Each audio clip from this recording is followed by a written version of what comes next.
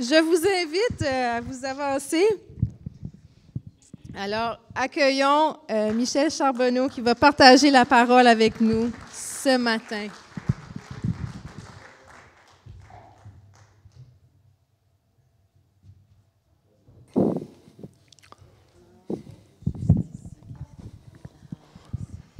Bonjour, j'allais dire bonjour tout le monde, mais on n'est pas en Haïti, donc bonjour tout le monde. Et vraiment, la louange était bonne ce matin, merci beaucoup. J'aimerais ça que ça soit aussi bon que ça dans notre assemblée. Des fois, c'est bon, mais c'est toujours en créole, c'est pas notre langue. Et Michel, il a une maladie des yeux, donc une maladie très rare qui attaque environ une personne sur 1 million sur 1 million. Donc, il a son œil droit, il ne voit plus du tout. Puis l'œil gauche est attaqué, donc il a besoin de prière, besoin d'un miracle de la part du Seigneur pour pouvoir recouvrir sa vue. Et on prie à ce sujet-là chaque jour. Et je ne vais pas parler longtemps parce que je sais que Michel en a beaucoup à dire. Donc, ça fait 27 ans qu'on est en Haïti. Et avant ça, on était en Côte d'Ivoire pendant 9 ans. Donc, on a quitté le Canada, ça fait 38 ans. Et si maintenant, on est rendu au point qu'on veut mourir en Haïti, c'est pas à cause de notre consécration, c'est parce qu'il vient un temps dans notre vie qu'on ne peut plus vivre dans notre pays, on est juste bien dans le pays dans lequel on est après 27 ans.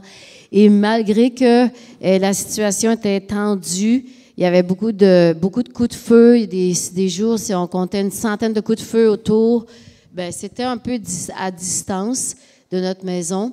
Mais malgré ça, le Seigneur nous donnait une grande paix. On était en paix. On est revenu entre autres, parce que je vais avoir une chirurgie pour cataracte qui est due depuis 2 ans. Donc, je ne pouvais plus attendre parce que je voulais continuer à voir bien. Je veux continuer à voir bien clair. Donc, mais Dieu est vraiment bon. Il nous a protégés dans beaucoup de situations. Puis si Michel veut raconter des histoires, moi j'en ai plein, mais le temps ne nous permet pas que je vais parler longtemps. Donc, je sais qu'il veut parler longtemps. Donc, je vais lire dans... Matthieu. Oui, dans Matthieu. Attends un petit peu, j'ai perdu. Chapter 6. OK. Alors, dans Matthieu, chapitre 6, les versets 1 à 8. Et je n'ai pas un iPhone, donc des fois, je perds souvent ma page. « Gardez-vous de pratiquer votre justice devant les hommes pour en être vus. Autrement, vous n'aurez point de récompense auprès de votre Père qui est dans les cieux. Lors donc que tu fais l'aumône, ne sonne pas de la trompette devant toi, comme font les hypocrites dans les synagogues et dans les rues, afin d'être glorifiés par les hommes.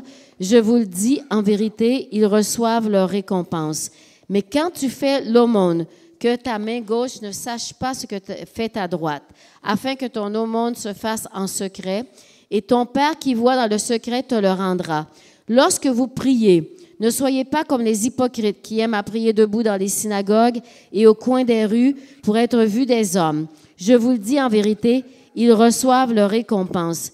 Mais quand tu pries, entre dans ta chambre, ferme ta porte et prie ton Père qui est là dans le lieu secret, et ton Père qui voit dans le secret te le rendra. En priant, ne multipliez pas de vaines paroles comme les païens qui s'imaginent qu'à force de paroles, ils seront exaucés. Ne leur ressemblez pas, car votre Père sait de quoi vous avez besoin avant que vous le lui demandiez. » Et verset 17, 18, 19. « Mais quand tu jeûnes, parfume ta tête et lave ton visage, afin de ne pas montrer aux hommes que tu jeûnes, mais à ton Père qui est là, dans le lieu secret, et ton Père qui voit dans le secret te le rendra. Ne vous amassez pas des trésors sur la terre, où la teigne et la rouille détruisent, et où les voleurs percent et dérobent. » Que Dieu vous bénisse. Merci. Gloire à Dieu. Merci beaucoup, Louise. Et bonjour tout le monde. Et c'est vraiment une joie et un privilège d'être avec vous aujourd'hui. C'est loin du premier jour où j'ai prêché dans cette assemblée. Nous étions à l'école en bas, une école anglophone, et le vendredi soir, on avait une réunion et j'avais apporté la parole. C'était, je crois, en 75 ou en 76 à ce moment-là. Et par la suite, on est venu ici, je crois 2 fois prêcher. C'était le pasteur Raymond Bourgier qui était là avec son épouse et André. Et on avait eu un temps béni. C'était aussi un vendredi soir, la dernière fois. Et on bénit le Seigneur du privilège qu'on a d'être avec vous ce matin. Et Dieu m'a mis à cœur de partager quelques points sur la prière. Dans le texte qui a été lu ce matin, j'ai sorti une quinzaine de réunions, 5 sur l'aumône, 5 sur la prière et 5 sur le jeûne. 5 sortes de jeûne dans la Bible. Et j'aimerais vous dire que si vous voulez une vie réussie, ces 3 points demeurent. L'aumône, de donner. Par exemple, si on donne au Seigneur notre vie, Dieu nous donne la vie éternelle. Donc, on donne notre vie qui est une vie qui n'est pas formidable, une vie de pécheur, et lui nous donne la vie éternelle. Lui nous donne l'abondance. Et sur la prière, j'aimerais demeurer là ce matin. Et il y a 5 sortes de prières que l'on peut voir dans la vie des chrétiens en général. Et j'aimerais toucher 3 de ces qualités, de ces sortes de prières ce matin. Premièrement, il y a des jeunes chrétiens qui débutent et c'est formidable leur vie de prière. Et lorsqu'on grandit, il y a des gens qui restent à leur jeune temps dans la prière et qui manquent une profondeur pour l'avenir. On pourrait dire, pour le jeune qui commence la prière et il s'en va nulle part. Where are you going? Nowhere. Et où est-ce que tu vas? Et je m'en vais nulle part. Et pour moi, j'ai une illustration dans ma tête.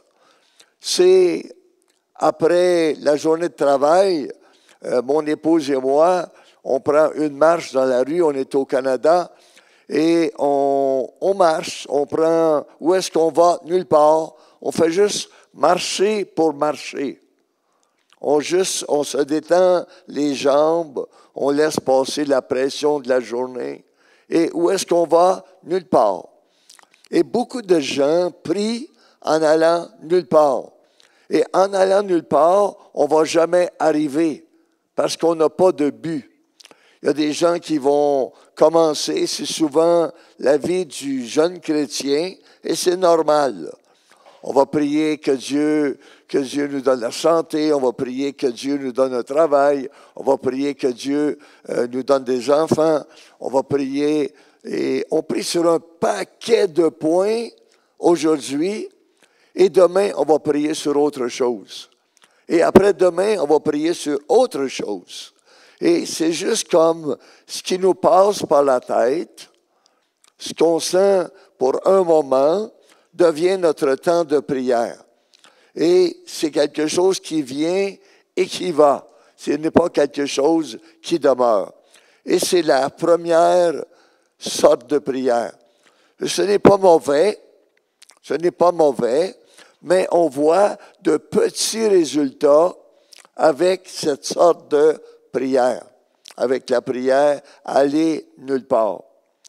La deuxième sorte de prière que j'aime beaucoup, c'est de prier sur le bord du lac. Sur le bord du lac, on prend une pierre, on la lance dans l'eau et ça fait plouc. Et là, il y a un rayon qui se fait. Et l'eau monte en l'air où la pierre est tombée et ça, c'est ma vie. Donc, je vais commencer à prier pour moi, que Dieu me lave dans son sang, que Dieu me purifie, que Dieu me montre qu'est-ce qui doit changer dans ma vie, que Dieu m'encourage, que Dieu pourvoie chacun des besoins. Et je vais prier pour ma vie, que Dieu m'utilise avec les gens qui m'entourent au travail, à la maison et dans la société. Et je vais prier pour que Dieu soit au centre de ma vie. Et après un temps, j'ai commencé à prier parce que le cercle grandit. La pierre qui est tombée dans l'eau a débuté un cercle qui grandit. Et je vais faire grandir la prière dans ce cercle-là sur différents points. Par exemple, si vous voulez voir l'Église grandir, et c'est vraiment important la vie de prière. Vraiment. Votre communion avec Dieu va définir votre croissance personnelle et votre croissance en tant qu'assemblée. Par exemple, lorsqu'on est arrivé en Côte d'Ivoire, il y a 34-35 ans de cela, il y avait peut-être 500 personnes dans l'Église. Quand on a quitté l'Église, 9 ans plus tard, on avait 41 000 personnes dans l'Église. Et Dieu, c'était une Église régionale et non une Église locale. On avait dans l'Église 16 pasteurs. On avait une centaine d'anciens, de prédicateurs laïcs. Et on avait 800 diacres dans l'Église. Et c'était formidable de voir Dieu agir. Souvent, je pouvais prêcher un camp de jeunesse avec 4000 jeunes qui étaient au camp de la jeunesse. On avait un camp qui durait du lundi au dimanche. Et chaque matin, les femmes qui nous recevaient dans leur village ou leur ville tuaient un gros bœuf avec une bosse sur le dos et cuisaient toute la journée, cuisaient 2 tonnes de riz avec un bœuf. Et le soir, le bœuf avait été mangé, c'était fini. Et on avait mangé les 2 tonnes de riz. Et on voyait Dieu faire des choses formidables avec les gens qui étaient là. En 9 ans, on a vu plus de 3000 sourds, muets ou aveugles guéris lors de réunions. Plus de 3000. On avait un livre, c'était le livre des exploits de l'Éternel. Et c'était un cahier où on marquait le nom, le prénom, la date, le lieu où on était et les gens qui recevaient de la part du Seigneur. Et beaucoup d'aveugles musulmans ont été guéris. L'homme arrivait la main sur l'épaule de quelqu'un, il ne voyait rien, il sortait de là en criant, en sautant, « Je veux donner ma vie à Jésus », parce qu'il avait reçu la guérison divine. Et c'était le fruit de la prière. Chaque samedi soir, à toutes les 3 semaines, on avait une réunion de prière qui commençait le samedi soir à 8 heures. On était peut-être 1000 personnes, 2000 personnes à la réunion de prière. Et on priait pour un temps, on enseignait, on priait, on enseignait, on priait, on enseignait. Et à 4 heures le matin, on allait faire un baptême d'eau. Et notre baptême d'eau était avec une moyenne d'une centaine de personnes qui étaient baptisées dans l'eau toutes les 3 semaines. C'était formidable de voir Dieu agir. Les gens recevaient un cours de préparation et dans l'année, on pouvait baptiser 1200 personnes dans l'eau. Et Dieu vraiment glorifiait son beau nom. Et on avait, c'est ça, la prière, c'était la prière. Et on revenait à l'église après la réunion de prière, après le baptême d'eau à la rivière. Et là, on déjeunait, on prenait un café, un morceau de pain.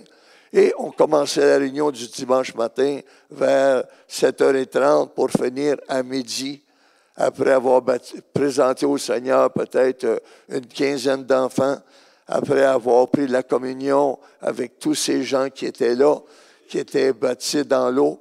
Et c'était un temps béni et on revenait à la maison épuisé de la semaine qui s'était passée, mais vraiment rempli de voir Dieu qui avait agi d'une façon formidable. Dieu travaillait et Dieu veut travailler encore aujourd'hui. Et je crois que dans chacune de nos régions, si on veut comprendre que Dieu dit, sans moi, vous ne pouvez rien faire. Sans moi, vous ne pouvez rien faire. Mais vous dites, regarde, on a fait, regarde alentour de nous. Oui, vous avez fait. Mais une âme est sauvée, pas parce que l'on fait, mais par la présence du Saint-Esprit qui convainc les gens de justice, de jugement et de péché. Et ça, c'est la prière. Ça, c'est la prière. Et j'aimerais vous proposer de découvrir cette deuxième sorte de prière sur le bord du lac. Vous prenez, par exemple, le maire ou la mairesse de la région ici. Vous allez prier pour sa famille, vous allez prier pour son bureau, pour les secrétaires, pour les gens du personnel. Vous allez prier pour les conseillers. Vous allez prier pour les gens qui travaillent dans la région, au point de vue de la mairie, et les gens qui travaillent sur le service de déneigement. Vous priez pour eux d'une façon régulière. Et à un moment donné, vous allez voir arriver dans l'église monsieur ou madame la mairesse qui vont venir dire bonjour, et vous allez voir des gens de la mairie qui vont s'approcher pour dire qu'est-ce qui se passe ici. Dieu va toucher leur cœur parce que vous priez pour eux, et Dieu entend vos prières. Vous pouvez aller, par exemple, avec le service de policiers-pompiers, de prier pour le chef de la police, de prier pour le chef des pompiers et de commencer à prier pour chacun des gens qui sont actifs dans ce domaine-là et de prier Dieu de les protéger, de les garder, de leur donner de faire un travail consciencieux, de protéger leur vie. Là où on est actuellement, on a une église de jeunes et d'enfants. On a eu, avant le tremblement de terre, on avait 1800 enfants à l'église en Côte d'Ivoire, en Haïti. On avait 1800 enfants qui venaient à l'école du dimanche et c'était une église d'enfants. On voulait commencer avec des petits pieds-bois, des petits arbres qui vont grandir. C'était comme une pépinière. Et maintenant, on a dans notre église des adultes qui sont là. Et on avait l'école du dimanche il y a quelques semaines avec un peu plus que 1000 personnes le dimanche matin à l'école du dimanche. Des enfants, de peut-être 300 ados, des adultes et les gens qui viennent. Et ce n'est pas que c'est facile, c'est difficile, mais c'est la prière. On a un commissaire, un chef de police qui est dans notre assemblée et le frère est un des 6 commissaires, un des 6 chefs de police qui travaillent dans l'Antigagne. Donc, ils sont entre 500 et 700 policiers qui travaillent pour eux. Et eux livrent la guerre aux gangs. C'est eux qui sortent, qui vont livrer le combat aux gangs. Et j'ai pris l'habitude, peut-être aux 2 semaines, de téléphoner le frère, qui est commissaire, le vendredi soir. Donc, lui est sur le terrain. Il a refusé le bureau. Il dit, moi, je veux vivre avec les gens. Je veux vivre sur le terrain. Donc, je téléphone 7h30, 8h le vendredi soir. Salut frère, comment ça va? Et il dit, ça va bien, salut pasteur. Et là, j'ai dit, es-tu seul ou avec les gens? Il dit, je suis avec mon équipe. Donc là, j'ai dit, est-ce que je peux les saluer? Là, il me dit oui. Donc là, je dis, il ouvre le micro sur son téléphone. Et là, je dis, hey, bonjour les frères, bonjour les sœurs. Là, tout le monde, j'entends 7-8 personnes qui disent, bonsoir, bonsoir. Et là, je leur dis comment on apprécie leur travail, comment on est content qu'ils risquent leur vie pour nous sauver, comment on est content avec eux. Et pour 7-8 minutes, je vais vraiment les remercier. Et ensuite, je leur dis, est-ce que je peux prier avec vous? Et ils me disent, bien sûr. Et souvent, c'est des non-croyants. Et je vais prier avec eux. Que Dieu vraiment touche leur cœur, que Dieu sauve les sauve, que Dieu travaille avec leur famille, que Dieu les protège, que Dieu les utilise. Et je vais vous dire quelque chose que je suis convaincu que vous n'allez pas comprendre. Je vais terminer ma prière en disant, je prie le Seigneur que chacun des coups de feu que vous allez donner va porter du fruit. Que chacun des coups de feu que vous allez donner, vous allez tirer, va porter du fruit. Dans la ville et la région où on est, 3 millions de personnes, on a peut-être 15 000 membres de gangs qui sont équipés d'armes automatiques et qui tuent l'année passée 5 000 personnes dans la ville et les environs, et plus de 5 000 ont été blessés par balle. Et cette année, c'est pire que c'était l'année passée.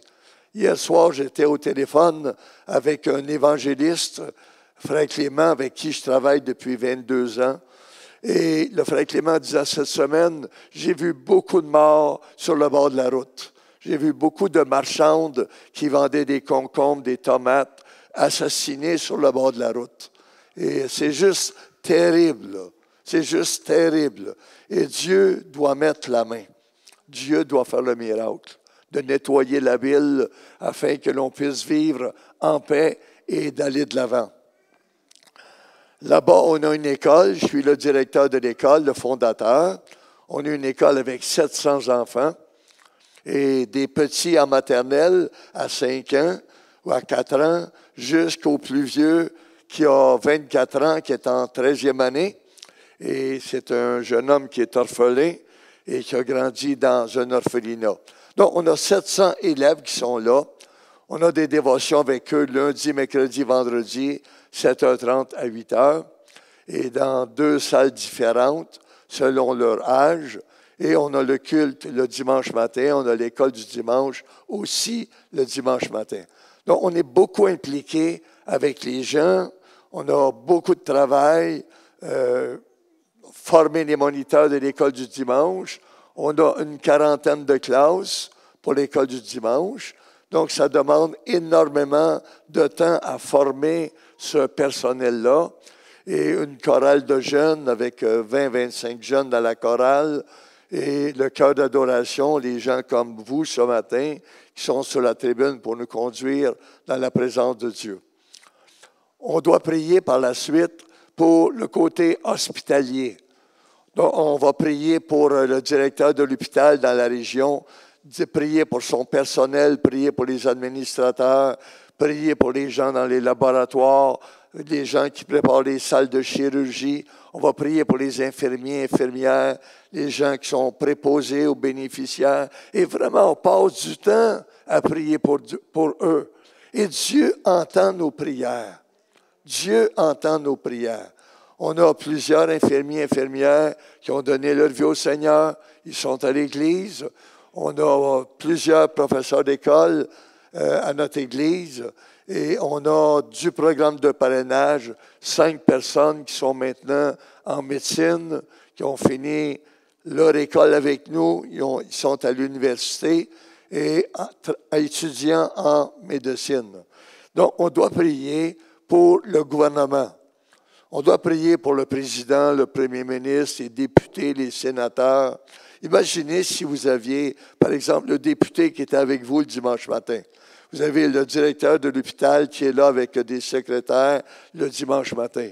Vous arrivez avec 2-3 policiers qui sont là le dimanche matin. Vous arrivez avec des gens de tous les domaines de la société qui sont impliqués avec vous à l'Église. Par exemple, j'ai un jour visité Nairobi Pentecostal Church. C'est une église au Kenya, à Nairobi, dans la capitale, où il y a un travail formidable qui se fait. Il y avait une baie vitrée qui était là en avant pour la protection, une vitre anti-balles. Et en avant de cette vitre-là, il y avait Mme Aratmoy, qui était l'épouse du président du pays, qui avait sa chaise. Il y avait une douzaine de ministres du gouvernement qui étaient là à la réunion parce que c'était des chrétiens de l'Église. Il y avait tout leur personnel, les secrétaires, les gardes du corps qui étaient à l'Église. Mardi matin à 4 heures, ils ont une réunion. Ils sont une centaine de personnes du gouvernement qui vont prier. Des sénateurs, des députés, des ministres, l'époux du président. Et c'est juste formidable de voir que ce n'est pas une église juste pour les pauvres, mais c'est une église pour tout le monde. Et les gens qui sont en haut dans la société ont besoin de Jésus parce qu'ils s'en vont droit en enfer. Et on doit avoir compassion d'eux. Et ce matin, j'entendais notre sœur qui disait « Baissez les lumières, je vois vos figures. » Et ça, c'est un cœur de pasteur. On aime voir les gens qui sont là.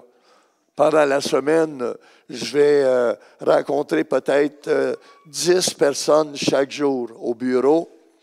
Et le matin, le déjeuner vers 6 heures, 5h30, 6 heures, rentrer au bureau à 7h15.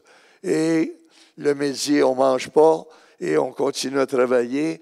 Et à 2h30, on rentre à la maison. Et à 5h30, on va prendre le deuxième repas de la journée. Et toute la semaine, je peux voir peut-être 40, 50 personnes qui viennent avec des problèmes, qui veulent discuter, qui ont besoin d'entendre. Et c'est formidable de pouvoir influencer la vie des gens avec la bonne nouvelle et avec l'expérience que Dieu nous a donnée depuis des années et des années à servir le Seigneur.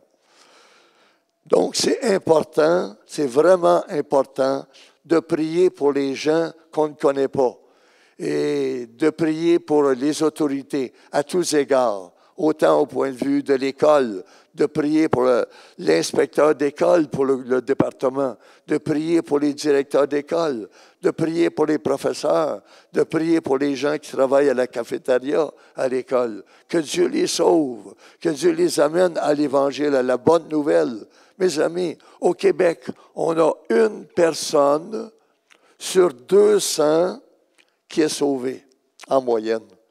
Une personne sur 200. 0,5% de gens qui sont chrétiens évangéliques. Et 99,5% de la population qui s'en va droit en enfer. Et c'est terrible. C'est terrible. Dieu nous a donné un avenir éternel. Et c'est formidable. C'est formidable. Mais les pauvres gens qui sont millionnaires à côté de nous, les pauvres gens, sont là sans Christ, perdus, sans espoir, découragés. Et on a la réponse. C'est comme si on avait le médicament pour sauver celui qui va mourir du cancer. On lui donne le médicament, il est guéri. Et on a la réponse, c'est Jésus. Et j'aimerais vous encourager vraiment à prendre cette deuxième méthode de prière, de lancer la pierre dans l'eau, de vous examiner, de mettre votre vie devant Dieu et d'aller par la suite apprendre le gouvernement du Québec ou du Canada, de prendre le gouvernement de la région, de prendre la commission scolaire et les écoles, de prendre les hôpitaux, de prendre les policiers, de prendre les gens qui sont en place et de passer du temps à prier pour eux. De passer du temps vraiment à prier pour eux afin que Dieu puisse les sauver. Et vous allez voir que l'Église va devenir beaucoup trop petite. Vous allez voir que l'Église va devenir beaucoup trop petite.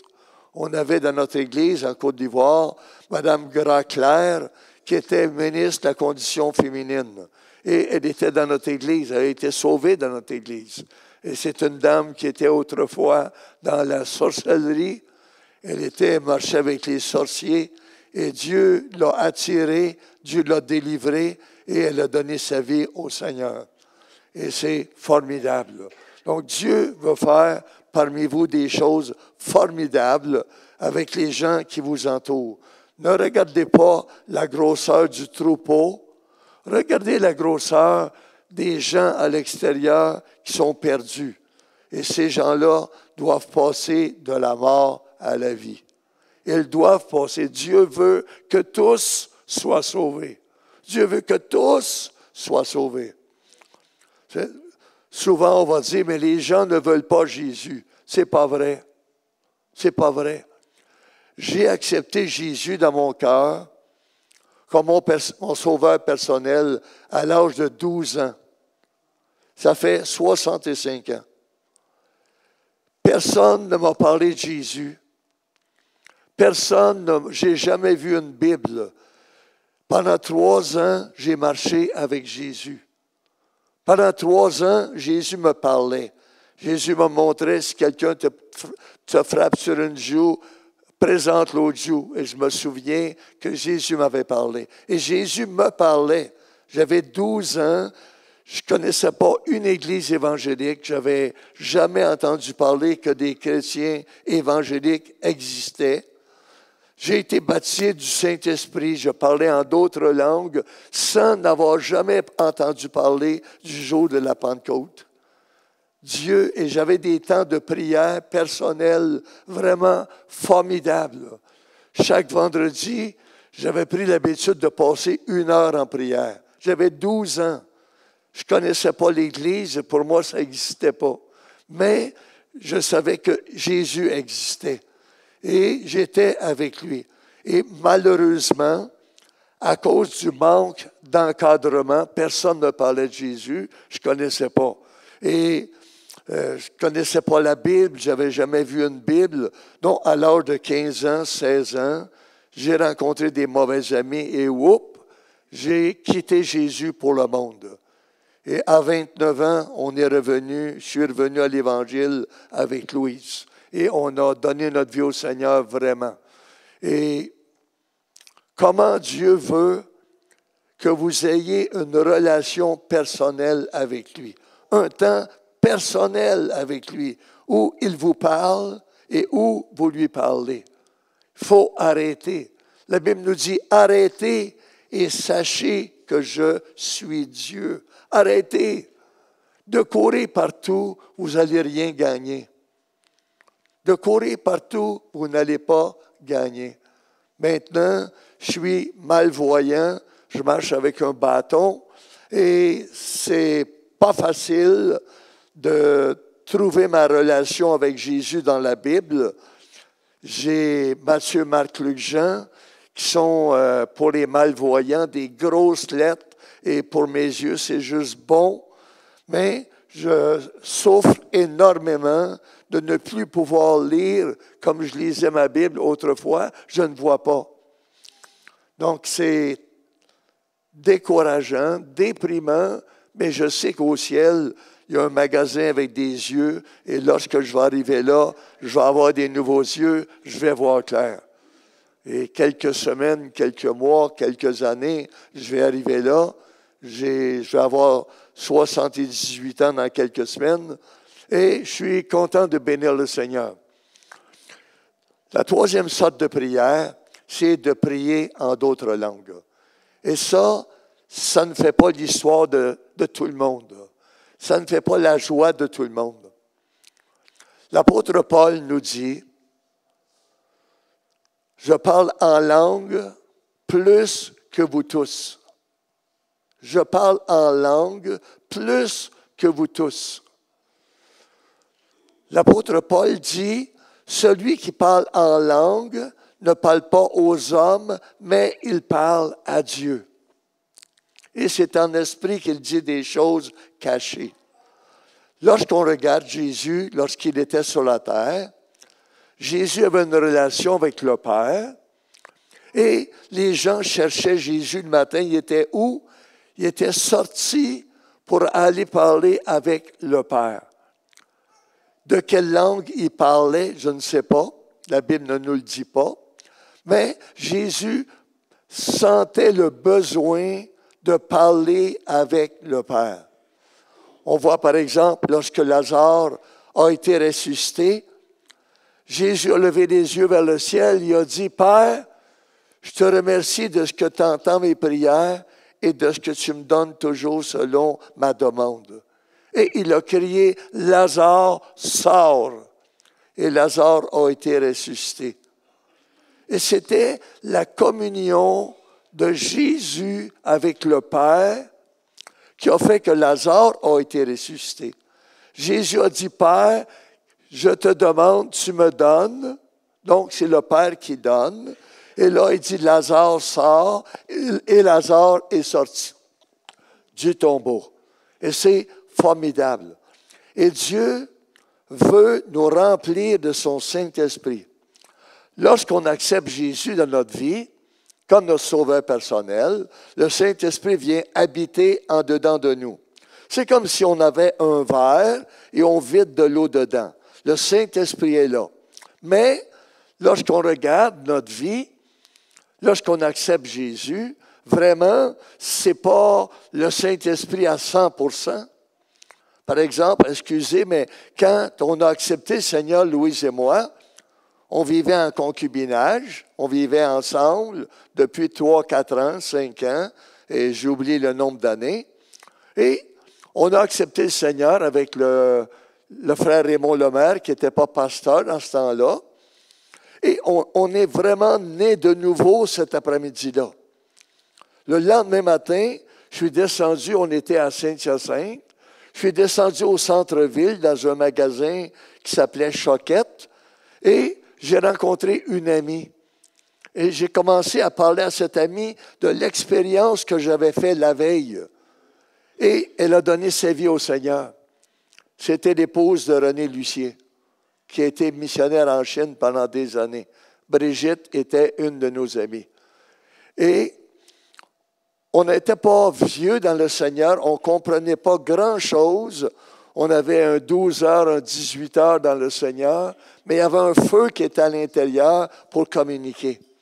Donc Dieu veut nous utiliser pour partager alentour de nous la bonne nouvelle. Et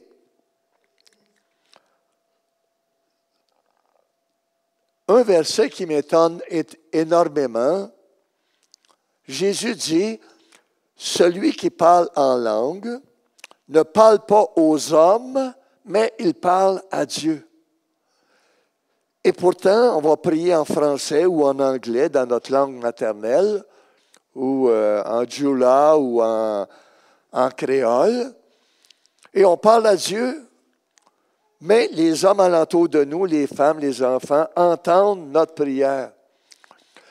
Le Saint-Esprit qui habite en dedans de nous veut parler avec le Père. Comme Jésus parlait avec le Père, le Saint-Esprit qui habite en dedans de nous veut parler avec le Père. Et quand on parle en langue, quand on est baptisé dans le Saint-Esprit, que l'on parle en langue, le Saint-Esprit qui est en dedans de nous parle. Nous, on ne sait pas où est-ce qu'on s'en va avec cela. C'est comme quelque chose qui nous dépasse, mais le Saint-Esprit est en train de parler avec le Père. Ils ont une communion ensemble et nous, on est le vase que Dieu utilise pour parler. Après avoir été sauvés, on a le Saint-Esprit qui vient habiter en dedans de nous. Et par la suite, on voit par exemple que les gens ont été remplis du Saint-Esprit. Pléto, P-L-E-T-O, pléto, plein. Le verre a été rempli du Saint-Esprit. Et quand le verre est rempli du Saint-Esprit, nous, on est dehors. On n'est pas dans le verre parce que c'est le Saint-Esprit qui remplit le verre.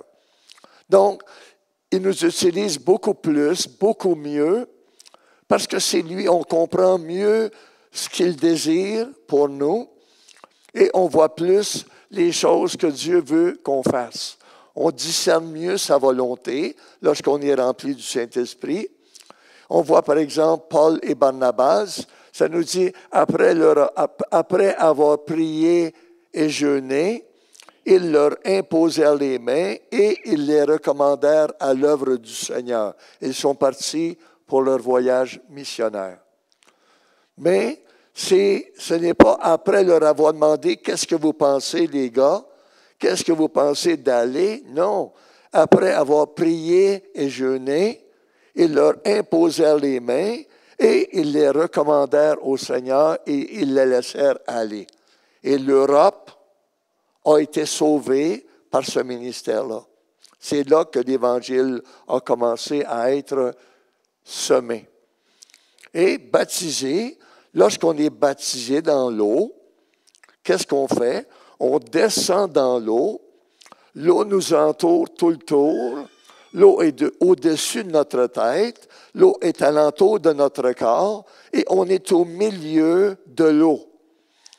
Lorsqu'on est baptisé du Saint-Esprit, le mot baptizo veut dire immerger, saucer dedans. On devient baptisé dans le Saint-Esprit. Donc, il est autour de nous et il nous enveloppe. Et là, on est dans le Saint-Esprit. On est dans le Saint-Esprit. Et avant d'être baptisé du Saint-Esprit, le Saint-Esprit est dans nous. Mais là, de dans nous, on devient dans lui, en lui. Là, il était en nous et là, on est en lui. On est il est alentour de nous. Et lorsqu'on commence à prier en d'autres langues, je ne sais pas pour vous, mais pour moi, des choses formidables se passent. Je me souviens, en face de notre demeure, où est-ce qu'on habite encore à la maison, l'autre côté de la rue, il y avait un temple vaudou. C'est des gens qui vont offrir des sacrifices à l'occasion humaine, des sacrifices d'animaux. Et j'ai une salle de prière où j'aime passer des heures assis sur ma chaise à prier, à communiquer avec Dieu. Et un samedi soir, je me souviens, il était peut-être minuit, je prêchais le dimanche matin, j'étais en prière. Et il y avait une petite veilleuse qui était allumée. Vraiment, les gens ne voyaient pas. J'étais assis dans ma chaise. Personne ne voyait dans la pièce, excepté le Seigneur. Et j'étais en train de prier. Et je disais, Seigneur, tu vois ces gens qui sont dehors. Ils sont là à invoquer les mauvais esprits. Ils sont là à vouloir offrir des sacrifices. Et Seigneur, ils sont perdus, ils s'en vont droit en enfer. Seigneur, ce n'est pas qu'ils sont méchants, mais ils ont grandi dans l'ignorance. Éclaire-les, Seigneur. Et juste, je murmurais ce que je suis en train de vous dire. Et à un moment donné, il y avait quelqu'un dans cette réunion-là qui a pris le micro et qui a dit, « Pasteur Michel, arrête de prier. Pasteur Michel, arrête de prier. » Et les gens ne me voyaient pas, c'était impossible. Il y avait un mur qui nous séparait. Mais les gens sentaient la présence de Dieu. Et je priais que Dieu délivre les captifs, que Dieu ferme leur bouche, qu'ils ne soient plus capables d'ouvrir la bouche pour parler. Que les gens soient comme paralysés avec leur bouche. Et ça faisait peut-être 1 heure que je priais pour eux. Et là, un a pris le micro. « Pasteur Michel, arrête de prier. » Dieu entendait ma prière et Dieu travaillait parmi eux qui étaient des sorciers et des gens qui offraient des sacrifices. Dieu entend nos prières. Dieu entend nos prières. Et vraiment, le Québec doit être sauvé. Et il va être sauvé par vous. Dieu ne va pas envoyer des anges pour prêcher. Depuis qu'on est arrivé, on est sorti le 24. On a essayé de sortir de la maison. Des gens devaient venir nous chercher avec un véhicule. On ne les connaît pas. Et les gens devaient nous amener quelque part où est-ce qu'on devait être en hélicoptère pour sortir. Parce que l'aéroport est fermé. Les gars ont tiré sur des avions et il y avait des gens dans l'avion. Donc, les gens ont descendu à 4 pattes, les gens ont descendu de l'avion et ont été se cacher. Et là, l'aéroport est toujours fermé. Et on ne peut pas prendre la route pour aller, c'est kidnapping, c'est la mort. Donc, on est comme prisonniers dans la ville. Et certaines choses se sont passées et on a dû quitter malheureusement la ville. Et Dieu veut sauver. Dieu veut sauver. Et souvent, j'ai passé une demi-heure, 3/4 d'heure, 1 heure à parler en langue, à parler en d'autres langues. Juste m'asseoir, puis juste m'abandonner dans les mains du Seigneur. Et à un moment donné, Dieu me montre des choses. Comme dernièrement, je voyais, par exemple, que dans la Bible, d'un couvert à l'autre, il y avait 2 fois où les hommes ont parlé des langues qui n'étaient pas leur langue. Et là, j'étais comme à l'écoute. Et là, j'ai vu dans l'Ancien Testament la tour de Babel, où les gens voulaient négliger Dieu, les gens voulaient marcher sans Dieu. Ils se construisaient une tour pour monter au ciel sans l'intervention de Dieu. Et Dieu les a emmenés dans la confusion où chacun s'est mis à parler une langue différente par petits groupes. Peut-être qu'il y en avait qui parlaient chinois, d'autres coréens. Et les gens ne se comprenaient plus. C'était la malédiction. Et lorsqu'on regarde dans la chambre haute, le jour de la Pentecôte, là, les gens ont commencé à parler en d'autres langues, mais les gens de la population entendaient les gens parler dans leur langue et glorifier Dieu. Et là, la gloire venait à Dieu. Mais dans un temps de prière, Dieu me montrait les 2 groupes. Un groupe qui est devenu dans la confusion et un groupe qui a enlevé la confusion le jour de la Pentecôte. 3000 personnes ont donné leur vie au Seigneur et 3000 personnes ont été baptisées. Imaginez, vous êtes dans une réunion, 120 personnes. À la fin de la journée, on a baptisé 3000 personnes dans l'eau. Wow! 3000! Et nos pieds ne touchent plus à terre, on fait juste sauter. Alléluia! Et wow, c'est la joie, c'est vraiment l'euphorie. Dieu s'est manifesté. Dieu s'est manifesté. Et on a besoin de le voir. Dernièrement, Dieu me parlait de la chambre haute. Je voyais 5 chambres hautes dans la Bible. Et dans chaque chambre haute, Dieu agissait d'une façon formidable. Il y avait le prophète dans l'Ancien Testament qui est rentré dans une ville à Sarepta et une femme l'a accueilli. Ils lui ont construit une chambre haute avec un lit, une chaise et une table. Et la femme était stérile. L'homme de Dieu a prié, a dit l'année prochaine, à cette heure-ci, tu vas donner à boire à ton enfant. Et l'enfant est mort. Et la femme a mis l'enfant dans la chambre haute, est allée chercher le serviteur de Dieu, qui s'est couché sur l'enfant, et l'enfant est ressuscité. On voit dans le Nouveau Testament Tabitha, qui était morte, et Pierre est allé, Tabitha a été ressuscité. On voit le dernier repas du Seigneur, où ils ont été dans la chambre haute. Et une chose formidable, Jésus a dit à ses serviteurs, vous allez voir un homme qui porte une cruche, suivez-le. Et si vous regardez dans toute la Bible, on n'a jamais vu un homme qui porte une cruche. Jamais. C'est une femme qui porte la cruche. La Samaritaine et d'autres. C'était pas un travail d'homme de porter la cruche. C'est comme si c'était le Saint-Esprit qui est venu conduire les serviteurs pour aller dans la chambre haute. Et là, dans la chambre haute, ça nous dit que Jésus leur a ouvert les yeux et ils ont vu spirituellement la mort de Jésus qui venait, le sang qui coulait, le pardon pour les péchés. Dans la chambre haute où ils ont pris le dernier repas, Jésus leur a ouvert les yeux. Mais ces révélations-là, ce n'est pas des choses que j'ai entendues dans la parole, dans des gens qui prêchaient.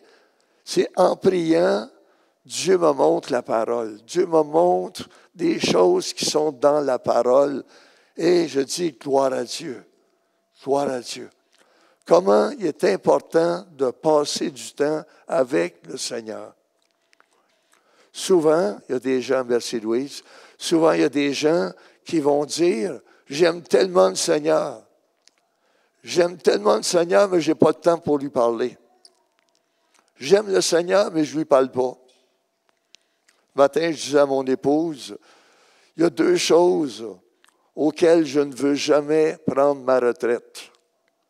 Il y a 2 points dans la vie où est-ce que je ne veux jamais prendre ma retraite. 1, de servir le Seigneur.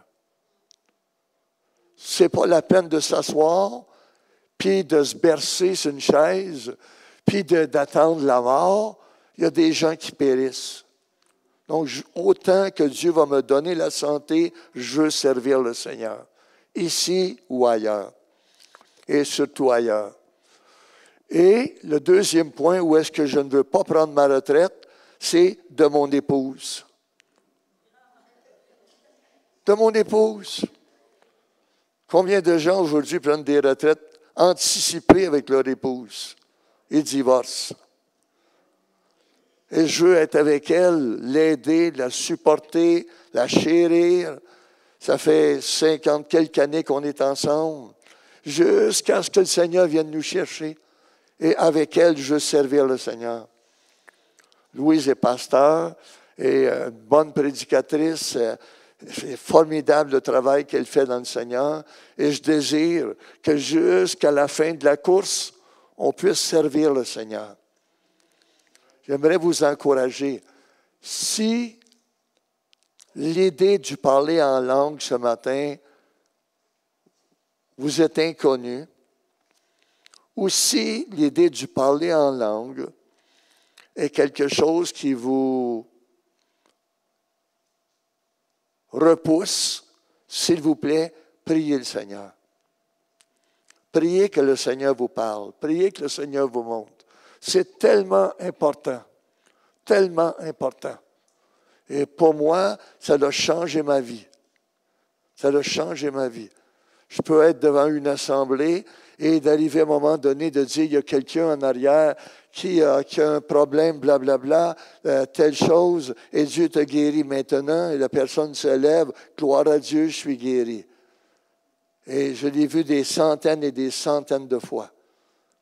C'est pas moi, c'est le Saint-Esprit qui parle, et je veux être obéissant. Je veux être obéissant. La Bible nous dit en terminant que la langue, c'est le plus petit muscle de notre corps et c'est le plus difficile à dompter. On ne veut pas l'abandonner au Seigneur. On veut maîtriser notre langue. On veut maîtriser nos paroles. On veut maîtriser ce qu'on a à dire. Hier, quelque chose de drôle est arrivé.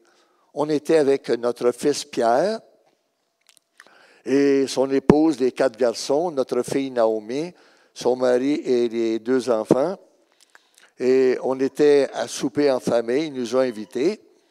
Et à un moment donné, mon fils Pierre, qui est de Trinité, avec le frère là-bas, il est sur le comité, et il me dit, Dad, est-ce que tu veux conduire en prière? Donc, je dis, OK, on va prier. Donc, je prie, et à la fin de la prière, sa fille, qui a 14 ans, dit, « Hey, grand-papa, t'es vraiment un professionnel dans la prière? » Puis là, je me suis dit, j'ai perdu ma récompense. De prier devant les hommes qui nous élèvent après, on a notre récompense.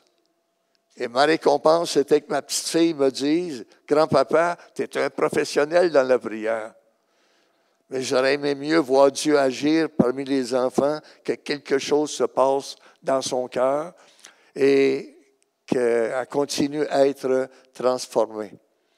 Donc, merci en pile pour le privilège que vous nous donnez de partager avec vous ce matin. Malheureusement, le temps est parti.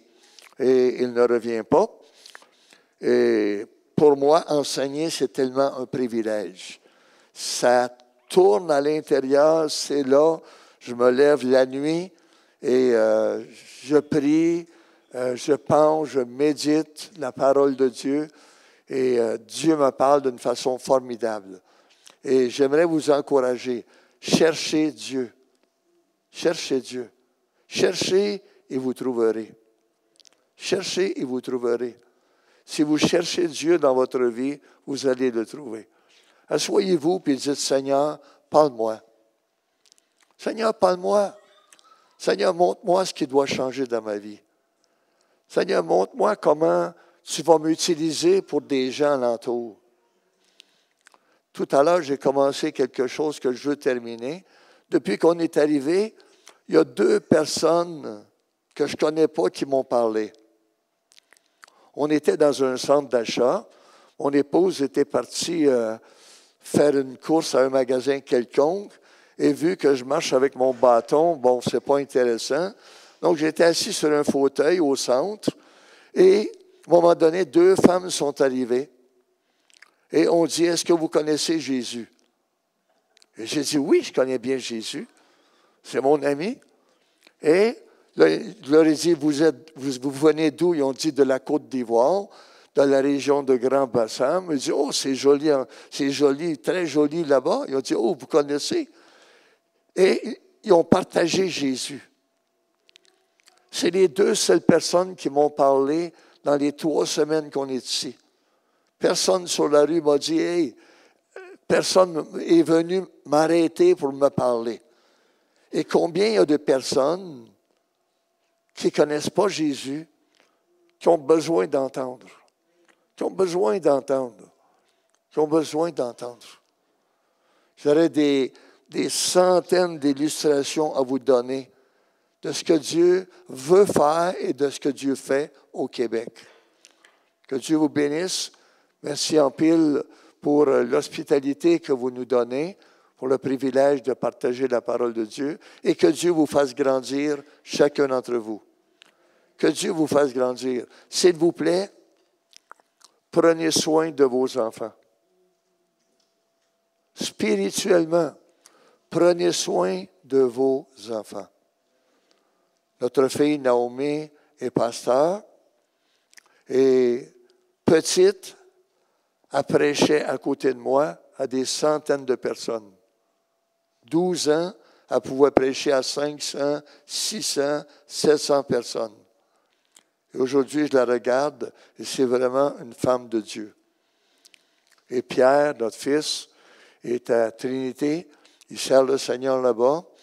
Il travaille dans l'ingénierie, mais il aime le Seigneur. Et c'est petit qu'ils ont commencé avec Dieu. Priez avec vos enfants. Asseyez-les sur le divan entre vous 2 et ayez votre temps de dévotion, votre temps de prière. Ils vont apprendre à prier avec vous. Ils vont voir qui vous êtes comme parents, qui vous êtes dans le Seigneur. Ils vont vouloir vous imiter. Que Dieu vous bénisse et que Dieu vous fasse grandir. Amen. Amen. Seigneur éternel, Seigneur grand Dieu, on veut dire merci. Merci pour le privilège qu'on a d'être ensemble ce matin. Et Seigneur grand Dieu, toi, tu vois le cœur de chacun. Tu vois le cœur de ceux qui sont là, ceux qui sont nouveaux, qui ne te connaissent pas encore. Seigneur, tu as tellement de grandes choses pour eux, Seigneur éternel. Tu as tellement de bénédictions pour eux, de grandes choses que tu veux leur donner, qu'ils ne peuvent pas imaginer aujourd'hui. Et tu vois des gens qui marchent avec toi depuis des années. Seigneur, je veux te prier que tu puisses briser la routine et qu'ils puissent, Seigneur Dieu, se voir comme des petits-enfants qui ont besoin d'apprendre et de te connaître et de découvrir ce que tu veux pour leur vie. Mets ta main sur chacun d'entre nous, Père, dans le nom puissant de Jésus. Amen, Seigneur.